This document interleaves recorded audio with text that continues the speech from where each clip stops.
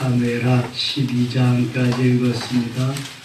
오늘도 주 앞에 나온 새벽을 깨운 여러분들과 온라인으로 새벽을 깨우는 사랑하는 성김의 가족들에게 하나님의 크신 은혜와 평강이 함께 하시기를 원합니다.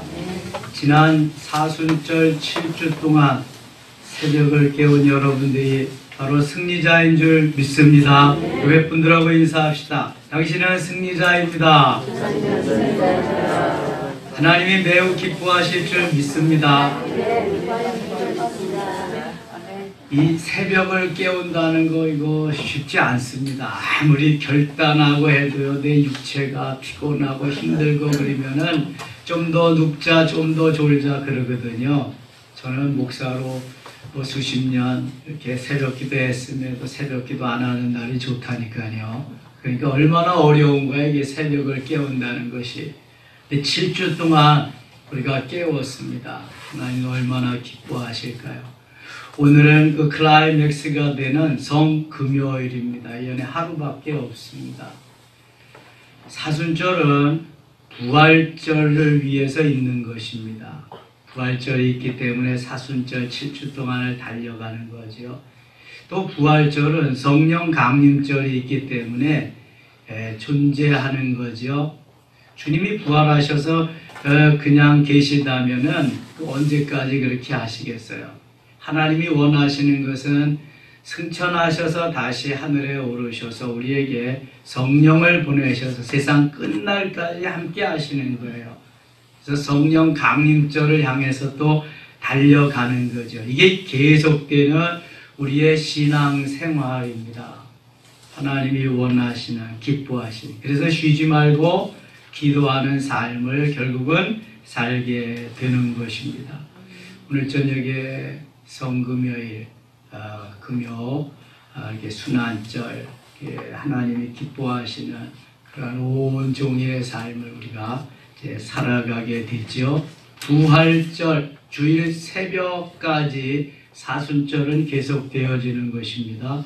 10장에 가겠습니다. 10장. 다윗이 암몬과 싸우는 내용이 여기 있어요. 암몬 자손의 왕이 죽고 그의 아들 한운이 대신하여 왕이 되니 다윗이 이르되 내가 나하스의 아들 함렉에게 은총을 베풀되 그의 아버지가 내게 은총을 베푼 것 같이 하리라 하고 다윗이 그의 신하들을 보내 그의 아버지를 조상하라 하니라. 다윗의 신하들이 암몬 자손의 땅에 이르매 진실한 마음으로 조상하기 위해서, 조문하기 위해서 부하들을 보냈는데 이 암몬 왕의 부하들이 그걸 읽지 못하고 정탐하러 왔다고 생각하고 저들에게 망신을 주기 위해서 수염을 깎고 옷을 자르고 그래서 보냈어요. 다윗이 이것을 너무 못마땅해 여겨서 선을 행하는데 악으로 갑니까? 다윗이 요압 장군을 보내서 무찌르는 장면이 나와 있습니다. 그래서 도와주는 그 아람 사람까지도 다 물리쳐요. 암몬도 물리치고 그 다음에 아람도 다 물리칩니다. 18절 갑니다. 18절. 아람 사람이 이스라엘 앞에서 도망한지라 다윗이 아람 병거 700대와 마병 4만 명을 죽이고 또 그 군사령관 소박을 치매 거기서 죽으니라. 하다데셀에게 속한 왕들이 자기가 이스라엘 앞에서 패함을 보고 이스라엘과 하친하고 섬기니 그러므로 아람 사람들이 두려워하여 다시는 암몬 자손을 돕지 아니하니라. 다윗 시대에는 하나님이 가는 곳마다 승리하게 하시고 이기게 하셔서 주위의 어떤 그 나라들도 감히 침공하지 못하는 그러한 하나님의 역사가 있었습니다. 11장 갑니다. 11장은 성경에 좀 기록되지 아니했으면 하는 그러한 성경이지요. 창세기 38장과 같이 이렇게. 그런데 하나님은 인간이 볼 때에 없었으면 하지만 다 밝히십니다. 디테일하게. 왜냐하면 어떠한 사람들도 구원받을 수 있는 대상이 된다. 누구라도 하나님의 자녀로 살 수 있고 육체를 가진 인간은 어느 누구라도 범죄할 수 있다. 영혼만 있으면 괜찮지만 육체가 있기 때문에 나의 범죄에 노출되어 있다. 아담 이후의 모든 사람이 다 그렇다는 것을 여기에 밝혀주고 있습니다. 다윗이 승승장구합니다. 싸움에 나가는 데마다 이기게 하십니다. 잘 될 때, 형통할 때, 잘 나갈 때, 그때를 조심해야죠. 11장입니다. 그 해가 돌아와, 그 해는 새해가 돌아온다는 말입니다. 저 이스라엘의 새해는 아비벌, 보통 우리가 3, 4월을 말하는데 거기는 아비벌로 이렇게 시작을 합니다. 겨울, 그들이 말하는 겨울, 11, 12월 이럴 때는요, 우기가 되어서 전쟁을 하기가 어렵습니다.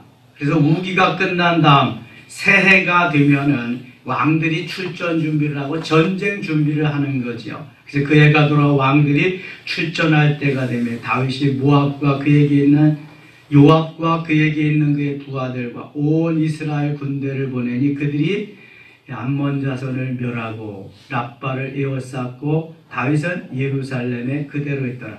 지금 치열한 전쟁 가운데 있는데 다윗은 다른 때 같으면 전쟁에 나갔을 텐데 가만히 왕궁에 있습니다. 저녁 때에 다윗이 그의 침상에서 일어나 왕궁 옥상에서 거닐다가 그곳에서 보니 한 여인이 목욕을 하는데 심히 아름다워 보이는지라. 다윗이 저녁 때에 침상에서 일어났다. 저녁 때 아침에 새벽이나 아침에 일어나야 되는 것이 정상인데 저녁 때 일어났다. 그러면은 지금 그 낮잠을 잤다는 이야기죠. 저녁에 일어나는 다윗이 저녁형 인간이 아닌데요. 아침에 주의 인자하심을 따라 다윗이 그렇게 일하는 사람이고요. 그 다음에 새벽에 하나님이 도우시리로다. 시편 46편 5절에 그리고 시편 57편 7절 8절에 하나님이여 내 마음이 확정되었고 내 마음이 확정되었사오니 내가 노래하고 내가 찬송하리요. 내 영광아 깰지어다 비파야 수금아 깰지어다 내가 새벽을 깨우리로다 하면서 새벽을 깨우는 새벽형 인간이 다윗입니다. 시편을 읽어보면 다윗이 아주 부지런한 사람입니다. 그런데 여기에 하나님이 가는 데마다 형통케 하시고 승리케 하시고 이기게 하시고 그러니까 이제는 전쟁에도 부하들만 내보내고 아마 낮잠을 잔 것 같아요. 낮잠을 자고 일어나서 보니까 한 여인이 목욕하는 장면을 보았습니다. 잘 보아야 되는데 그 목욕하는 장면이 너무 심히 아름다워 보이는지라 그랬습니다. 창세기 3장 6절 보면은 하나님께서 동산 중앙에 있는 나무의 과실을 먹지 말라 그래. 먹는 날에는 정령 죽으리라 그랬거든요. 근데 사단이 하와를 가서 꼬셨습니다. 너 왜 먹지 말라 그러지 않냐? 먹으면 네 눈이 밝아져서 하나님과 같이 될 것이다. 그래서 하와가 그것을 보니까 여자가 나무를 보니 먹음직도 하고 보암직도 하고 지혜로울 만큼 탐스러운지라. 이미 마귀가 사단이 꼬셔가지고 그 마음속에는 따먹고 싶은 마음이 잔뜩 있는데 그걸 보니까 먹음직도 하고 보암직도 하고 지혜로울 만큼 탐스러우니까 따서 먹었거든요. 이 말씀은 사도 요한일서 2장 16절에서 그것은 육신의 정욕과 안목의 정욕과 이생의 자랑이니 아버지께로부터 온 것이 아니라 다 세상에서 온 것이라. 이게 먹음직도한 것은 육신의 정욕, 보암직도한 것은 안목의 정욕, 지혜롭게 할 만큼 탐스러운 것은 이생의 자랑이라는 거예요. 하나님이 기뻐하시지 않는 거라. 볼 것을 잘 보아야지, 보지 말아야 할 것을 보면은 이렇게 엉뚱하게 가게 된다는 거죠. 성지순례 가니까 가이드가 그렇게 설명을 하더라고요. 히브리 대학에서 히브리학을 전공하는 그러한 목사님이셨는데, 다윗성에 다윗의 왕궁이, 다윗의 집이 좀 높은 데 있었고, 이 우리야 밧세바의 집이 좀 낮은 곳에 위치해 있어서 그게 다 보였다고 하는 거죠. 우리가 지붕 꼭대기에 올라가도 어떻게 보겠어요? 그런데 그렇게 좀 낮은 위치와 높은 위치에서 볼 수 있었다. 저는 근데 여기 그럼 목욕을 하려면 집 안에서 하든지 아니면 밖에서 하면 텐트를 쳐놓고 하든지, 얼마나 세상에 보이고 싶었으면 그냥 하겠어요. 다 그냥 노출되게 보이게 했으니까, 또 눈을 가졌으니까 보잖아요. 왜 또 그냥 밤에는 뭐라고, 밤에 자야지 낮에 자고 저녁에 일어나서 그걸 또 보냐고요. 이게 범죄를 하려면, 죄를 지으려면은요, 이게 내가 뭐 생각한 대로 이게 아니라 내 눈이 가는 대로 하다가 이렇게 범죄를 하는 거죠. 이게 참 그래요. 다윗이 사람을 보내 그 여인을 알아보게 하였더니 그가 아르되 그는 엘리압의 딸이여 햇사람 우리아의 아내 밧세바가 아니니까 다 확인을 했어요. 다 자기의 부하의 아내인 거예요. 4절 다윗이 전령을 보내어 그 여자를 자기에게로 데려오게 하고 그 여자가 부정함을 깨끗게 하였으므로 더불어 동침함에 그 여자가 자기 집으로 돌아가니라. 자기 부하의 아내를 불러가지고 너무 아름다우니까 함께 동침을 했어요. 부정함을 깨끗하게 했다는 것은 임신할 그러한 경우를 다 제외하고 다 계산해서 다윗이 그렇게 만들어가지고 동침을 했다는 거죠. 그 여인이 임신함에 그럼에도 불구하고 임신케 하셔서 이렇게 만들었어요. 사람을 보내 다윗에게 말하이르되 내가 임신하였나이다 하니라.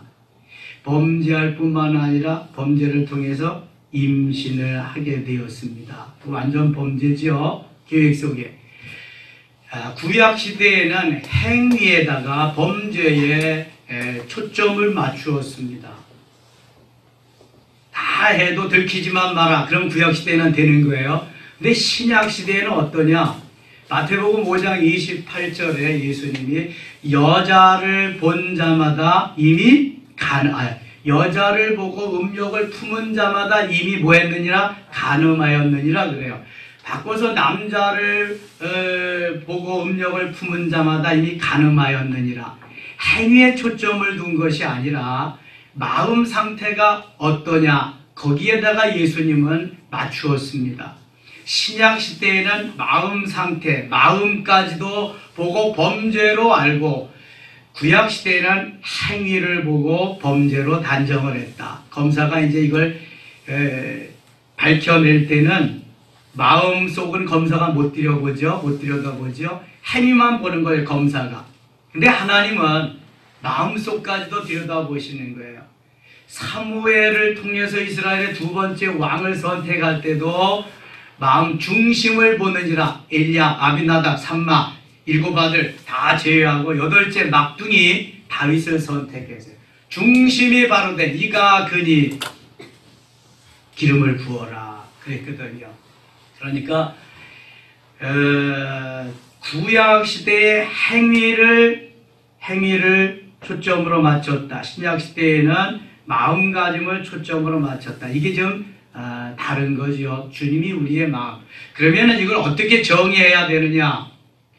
야생화, 꽃이 아름답게 요즘 꽃의 계절이잖아요. 꽃이 지금 아주 그냥 화들짝 피고 있습니다. 꽃이 참 아름답다. 아름다운 것을 아름답다라고 말할 수 있는 사람은 정상적인 사람입니다. 아름다운 것을 아름답다고 말하지 못하는 사람은 비정상적인 사람입니다. 아름답잖아요. 하나님이 만드신 것들이.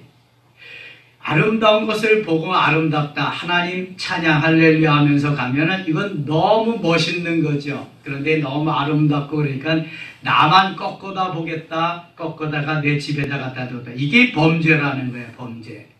하나님이 만드신 아름다운 세상을 아름답다라고 말하는 것 전혀 잘못된 게 아니란 말이지. 다윗이 여인의 목욕하는 걸 보고 아름답다. 그건 너무 정상적이라는 거예요. 목석 같은 사람은 보나마나 이거 아무런 느낌이 없다. 그럼 비정상적이라는 거죠. 예, 그런 사람이 어디 있어요. 그런데 다윗은 꽃을 꺾어다가 갖다 꺾어서 자기 것을 만들었어요. 이게 범죄라는 거예요. 아름답다 하고 지나갔으면 되는데. 자, 이해가 가셨죠? 이제 다윗이 완전 범죄를 하기 위해서 또 계획을 하는데 전쟁에 나간 우리아를 불러다가 잘 대접을 하고 집에 가서 자도록 만듭니다. 근데 우리아가 충성스러운 부하이기 때문에 내 부하들은 전쟁에서 싸움을 하고 지금 촌음을 생명을 걸고 싸움을 하는데 내가 어떻게 가서 내 아내와 함께 있을 수 있느냐? 거부합니다. 왕의 명령인데도 거부해요. 이거 누가 이렇게 하시는 거예요? 하나님이 하시는 거지. 하나님이. 다윗이 완전 범죄를 하고 숨기려고 하니까 하나님이 우리아로 하여금 가지 못하게 만드시는 거예요. 다음 달도 또 안 가는 게 술을 잔뜩 퍼먹이고 그랬는데도 안 가는 거예요. 그래서 다윗이 열을 받아가지고 요압 장군에게 우리아를 통해서 편지를 써보냅니다. 적진 가장 깊은 곳에 가서 우리아를 죽게 만들라고. 우리아가 그 왕의 편지를 받아가지고 가면서 무슨 내용이 쓰여 있을까 궁금할 거 아니에요? 한 번쯤 뜯어볼 수도 있는데 정말 정직한 충성스러운 종이라 왕이 좋은 것만 했겠지 하고 뭐 전쟁에 필요한 거겠 그냥 요압 장군에게 갖다 주었단 말입니다. 혹시 여러분들 다른 사람 휴대폰을 뒤져보거나 서랍을 열어보거나 그러신 일이 있습니까? 궁금한 거 있으세요? 저는 다른 사람 서랍을 열지 않습니다. 공용은 교회에서 몰라도 그다음에 다른 사람 휴대폰도 절대로 들여다보지 않습니다. 다른 사람 걸 왜 보겠어요, 그거를. 그래서 이게 우리아도 아주 그러한 거에 철저했기 때문에 갖다 요압에게 주는 것입니다. 17절 한번 보실래요? 17절. 그 성 사람들이 나와서 요압과 더불어 싸울 때 다윗의 부하 중 몇 사람이 엎드려지고 햇사람 우리아도 죽으니라. 그 위에 15절은 그 편지에 써서 이르기를 너희가 우리아를 맹렬한 싸움에 앞세워 두고 너희는 뒤로 물러가서 그도 맞아 죽게 하라 하였더라. 그러니까 다윗이 편지에다가 우리아를 전쟁에 내고 가장 적진 깊은 곳에 보내서 죽게 하라고 해서 요압 장군은 그대로 해가지고 우리아가 전사하게 됩니다. 죽게 되죠. 25절, 26절과 26절. 우리아의 아내는 그 남편 우리아가 죽었음을 듣고 그의 남편을 위하여 소리내어 우니라. 그 장례를 마침에 다윗이 사람을 보내 그를 왕궁으로 데려오니 그가 그의 아내가 되어 그에게 아들을 낳으니라. 다윗이 행한 그 일이 여호와 보시기에 악하였더라. 다윗은 지금 아내가 몇 명인데 또 아내를 데려다가 이렇게 하고 있습니다. 하나님이 보시기에 악하였더라. 다윗에게 모든 걸 다 주었는데 이렇게까지 다윗이 하는 걸 보고 하나님이 언짢아 하셨다. 하나님이 노여워하신 거죠. 악하였더라. 다윗에게 하나님이 이렇게 말씀하신 적이 없어요. 여호와 보시기에 악하였더라. 그러나 하나님이 다윗을 계속해서 사랑하고 다윗을 통해서 역사하고 일하는 것은 다윗은 조금 있다가 나오지만 아주 순수한 사람입니다. 자기의 잘못을 잘못이라고 말할 수 있는 사람. 사울하고는 아예 종자가 다릅니다. 사울하고는 인격 모든 것이 다릅니다. 12장 갑니다. 여호와께서 나단을 다윗에게 보내시니 나단 선지가 훌륭합니다.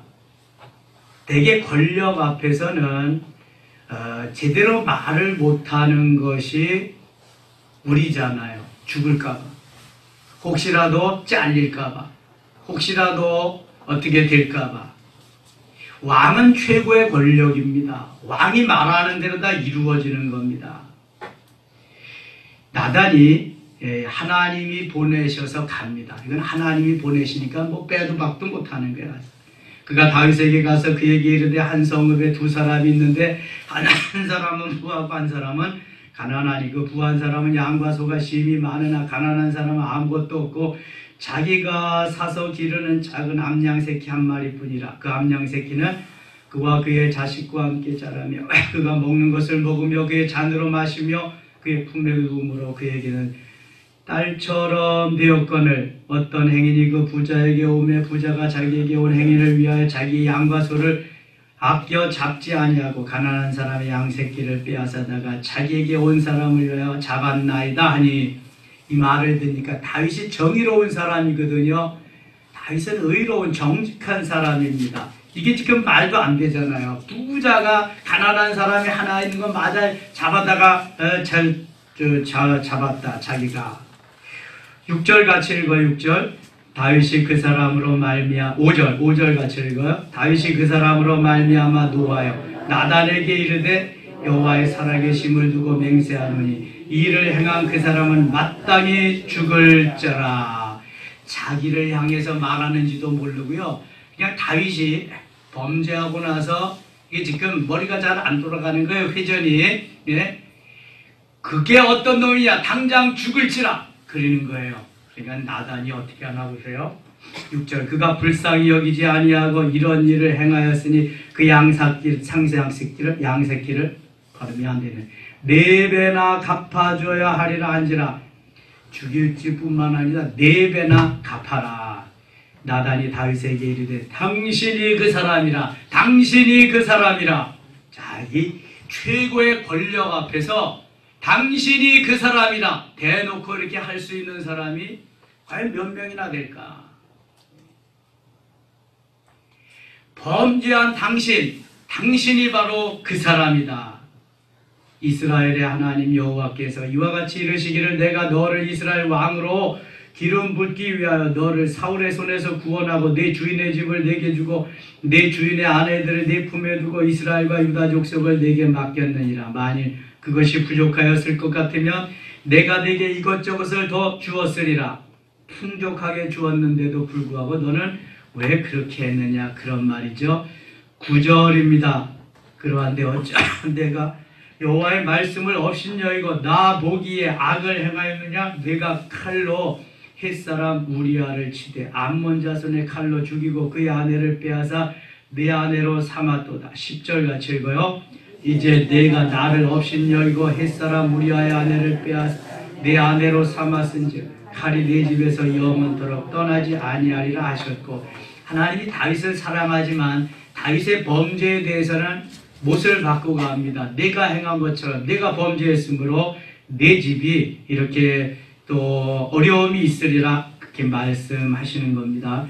여호와께서 또 이와 같이 이르시기를 보라 내가 너와 네 집에 재앙을 일으키고 나가 네 눈앞에서 네 아내를 빼앗아 네 이웃들에게 주리니 그 사람들이 네 아내들과 더불어 백주에 동침하리라. 나중에 이 말씀이 압살롬에게 임해서 압살롬이 다윗의 후처들을 왕궁에서 지붕에서 취하게 됩니다. 이게 바로 다윗 가문의 비극이죠. 너는 은밀히 행하였으나 나는 온 이스라엘 앞에서 백주의 일을 행하리라 하셨나이다 하니 다윗이 나단에게 이르되 내가 여호와께 죄를 범하였노라 하매. 자, 다윗의 좋은 점이 이런 겁니다.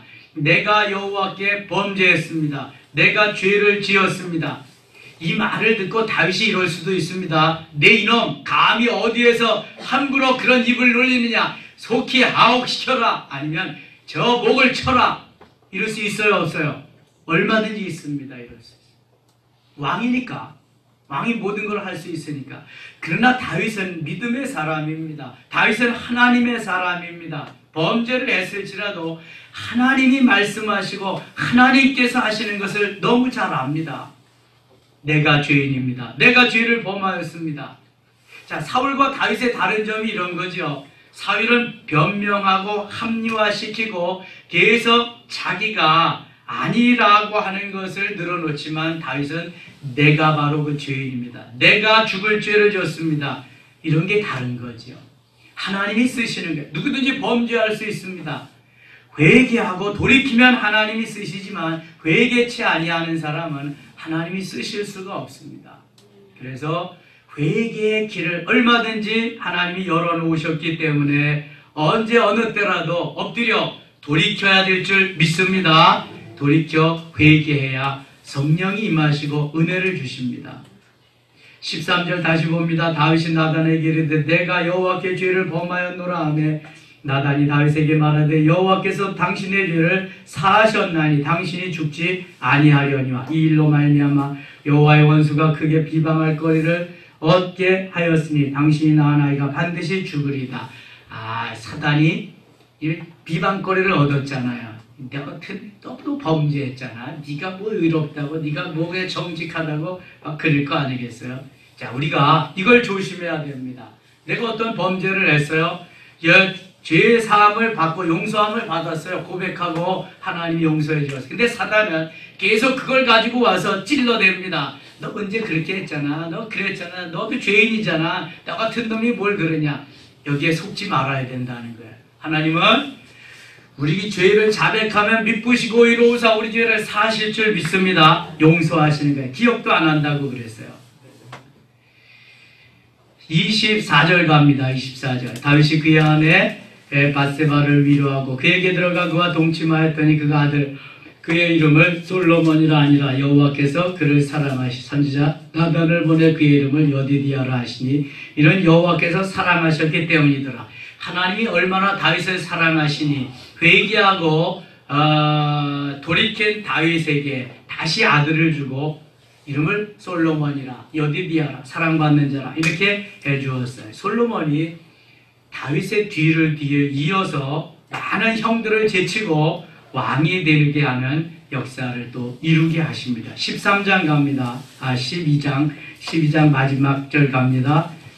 그 안에 있는 백성들을 끌어내어 톱질과 썰애질과 철 도끼질과 벽돌구이를 그들에게 하게 아니라 암몬 자손이 모든 성읍을 이같이 하고 다윗과 그 모든 백성이 예루살렘으로 돌아가니라. 이제 암몬 모압이 속국이 돼서 조공을 드린 것과 같이 암몬까지도 하나님이 그렇게 만들어 주셨어요. 자, 하나님께서 사랑하는 모두는 하나님의 사랑을 받고 살아갑니다. 하나님의 은혜와 사랑이 아니면 살아갈 수가 없습니다. 그러나 육체를 가지고 있는 이상 언제라도 범죄에 노출되어서 범죄할 수 있다. 범죄할 수 있는데 속히 돌이키고 회개하고 하나님 앞에 바로 서야지. 죄를 자꾸 합리화시키고 그걸 변명하려고 하면 안 된다고 하는 것입니다. 그러나 죄를 지어도 된다는 것이 아니라 안 짓도록 몸부림쳐야 되는데 어떻게 해서 범죄했을 때는 속히 회개하고 주께로 돌아가야 된다. 사단이 온갖 가지 괴계를 하고 다시 정죄해도 거기에서 당당히 설 수 있어야 주의 일을 제대로 할 수 있다고 하는 말씀입니다. 오늘도 주 안에서 성금요일에 승리의 귀한 한 날 되실 수 있기를 축원합니다. 기도합니다. 하나님 아버지 고맙습니다. 사순절 7주 동안을 마감하며 오늘은 성금요일입니다. 오늘도 주 앞에 달려나왔습니다. 주님이 주시는 은혜와 주님이 주시는 그 크신 사랑으로 덧입고 승리한 날 되기를 원합니다. 말씀하시옵소서, 깨우쳐 주시옵소서, 성령으로 감동케 하여 주옵소서. 이후에 안수할 때에도 성령의 더 풍성한 은혜와 역사가 나타나서 문제가 해결되며 치료의 역사가 일어나며 하나님의 크신 은혜와 은총을 더하여 주시옵소서. 예수님의 이름으로 기도드리옵나이다. 아멘.